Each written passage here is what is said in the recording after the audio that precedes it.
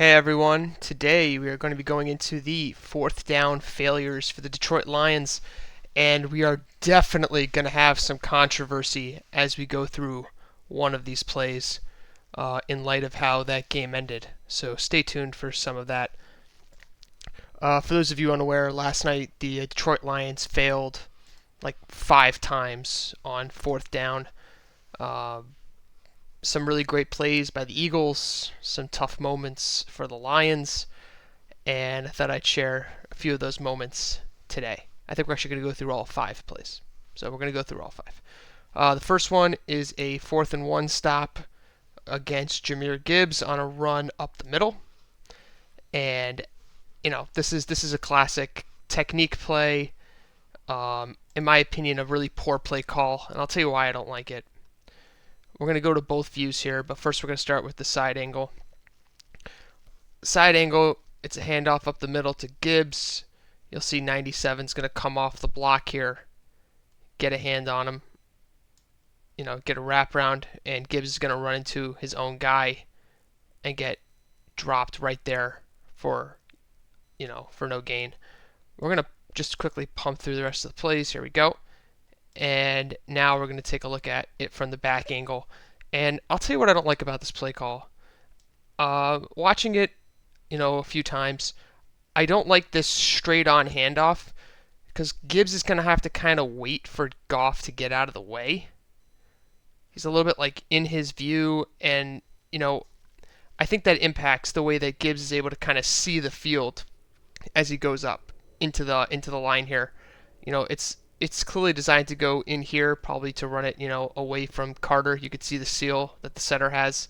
So the center is sealing Carter, away from the middle over here. So they're clearly trying to run it up in here to the left. So if you're going to run it up to the left here, it's hard when the quarterback is standing right in that line of view. I just don't love that. Like right now, he can't see the line. He can only see Goff.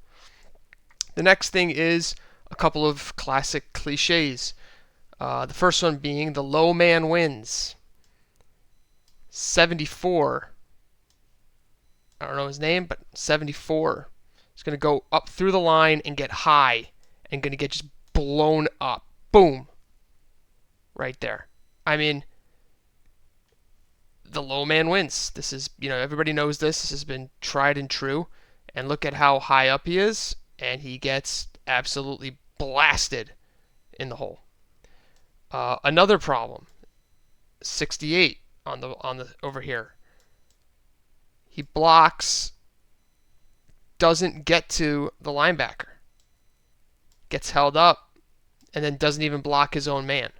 So in short, this player, 68, is going to leave his man, leave it to a running back, okay, and then not even hit, the immediate guy who's in front of him. And to make matters worse, the guy who's immediately in front of him, this guy, blows up the other player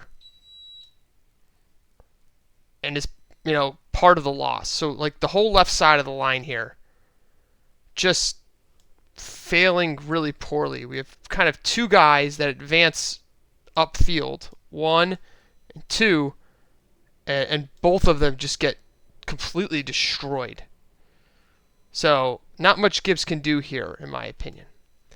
I don't think that Gibbs should have tried to take it in here. I mean, maybe he could have gone to the edge, but the whole footwork of the play is to go to the left. So, I don't really think he could have, really bounced it.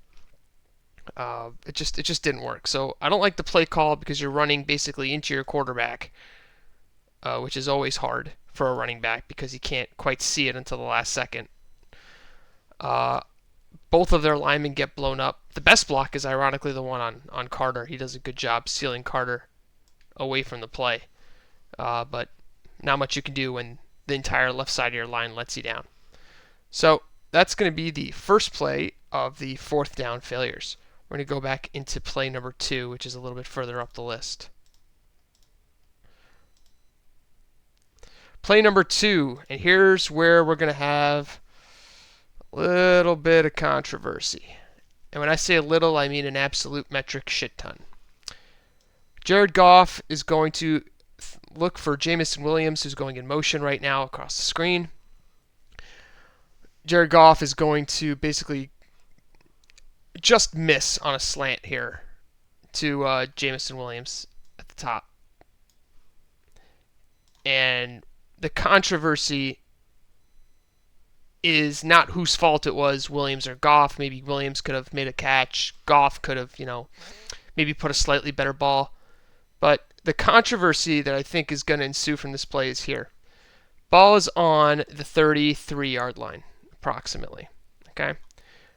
And right there, 33 has his hands all over Williams. So 33-yard line is where the snap was. That's 1, 2, 3, 4, 5, 6. With the receiver kind of headed upfield. We're 8 if you look at, Williams' back foot. We're well past the legal contact zone here. And in my opinion, the only reason he's still on him, the only reason why Williams, I think, drops this ball is because he, didn't have a lot of reaction time and he was, stumbling because of the illegal contact. And in light of the pass interference call that was called on Rock Ya-Sin earlier in the game, this non-call looks particularly egregious. And, to me, I'm staring at, where the officials are. There's an official right there. He's looking at it. He's far away, but he's not miles away. Like, this is where he's looking, probably, considering there's no one down the field. I mean, just looking at where he's standing, obviously I don't have the full...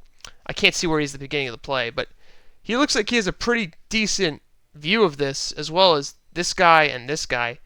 3 refs who have a decent view of this, and they let this illegal contact go, and that is, it's pretty brutal. I mean, he clearly is dragged over here. So, not much to say about Goff or the play here. They get an open guy, and they're not able to convert, likely because of, a lack of reaction time and tough momentum here for Williams to, square up the ball and catch it.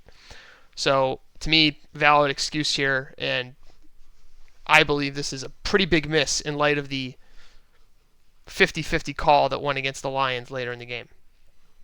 4th and goal now from the 3. This play is a little different. The Eagles are gonna cover this initial play pretty well. Pressure on Goff here, and to me, this is where Goff just gets a little indecisive here. And one thing that I think I don't like is that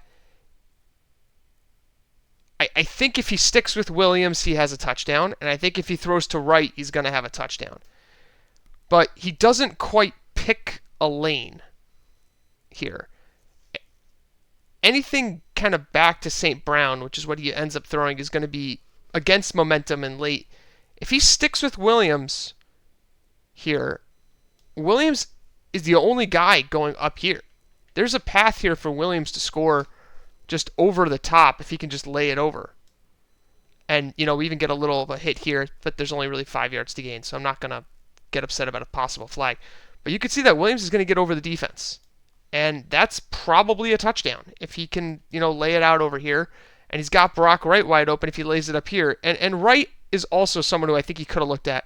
Because if you're looking short middle here, you kind of see this panic that's going to occur in this spot over here. There's going to be a lot of panic from the Eagles linebackers right here. Like you can see this player overcommits. This player's in a chase.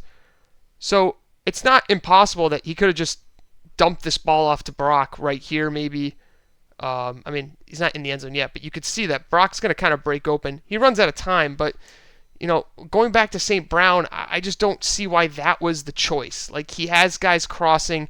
He has a player going with his momentum already over here. It just feels like he kind of panicked. And good initial coverage by the Eagles. I'm going to give the Eagles some credit here. On the rip, there's really not much there.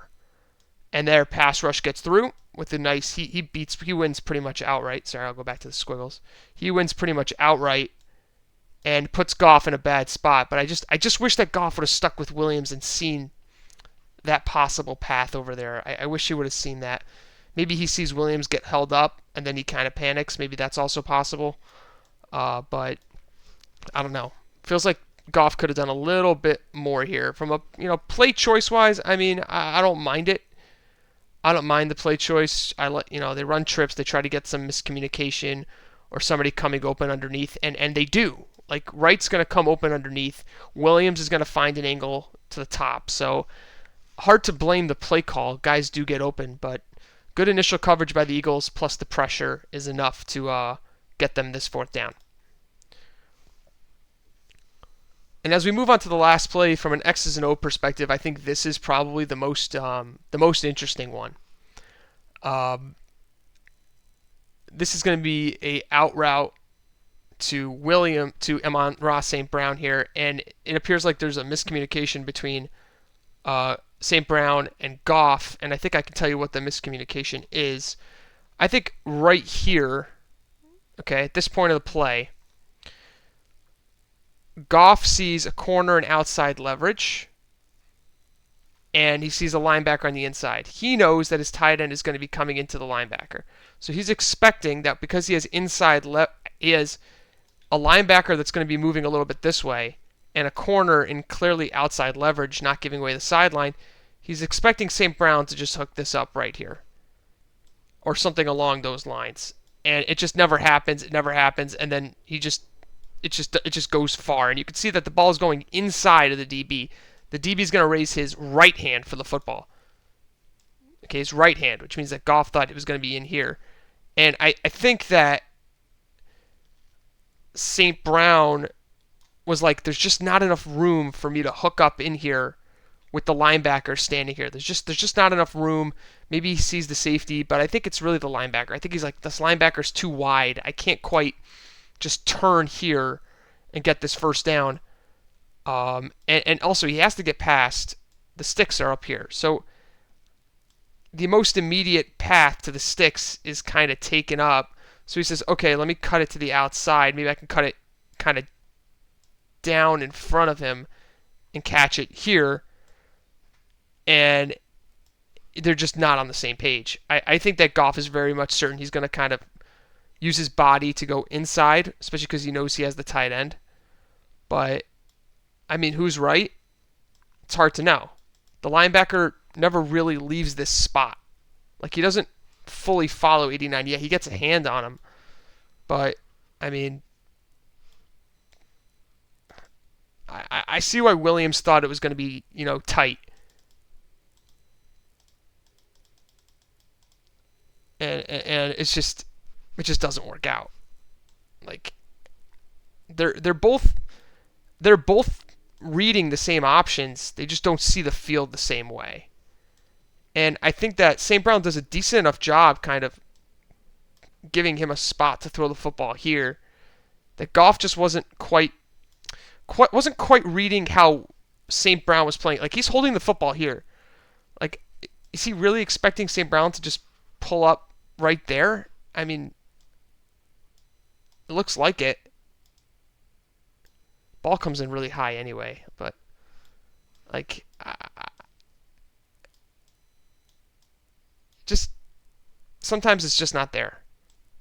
I guess, like, the Eagles, the linebackers he just holds that wide position for so long that I don't know that Goff is seeing this one correctly. I think if he lets this thing go now, the linebacker probably comes in front and knocks it away.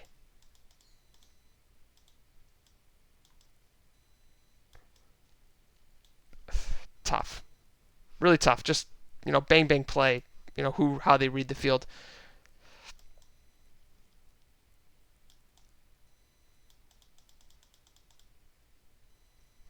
Can make the case either way. I'm not really sure how who's right and who's wrong here. It just takes so much time. That linebacker he's there for so long that it gives 27 a lot of breathing room to kind of come forward. And I think Amon-Ra is kind of seeing that.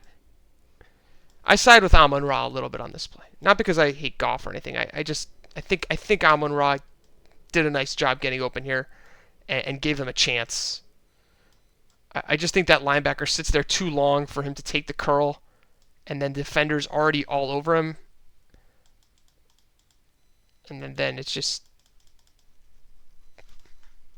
good defense. I mean, also just good defense by the Eagles. They had a lot. They were in the right place at the right time. They played them right. They had decent inside-out coverage here. I'm taking a long time on this play because I'm really trying to put myself in Goff's shoes, and I, I mean he's just expecting St. Brown to just turn around for the football at some point. And there's a lot of contact here again, but that's St. Brown's kind of running into him too. I think that 27 is kind of absorbing the hit. I don't think he's kind of shoving him, and you could see that St. Brown never goes to the ground. So I don't think there's grounds for like illegal contact here. Just good tight coverage creates, a tough decision for a quarterback and receiver trying to problem solve on the fly, and just doesn't work out. I mean, the only other guy who I see is kind of wide open is, maybe if he can get around to number 5.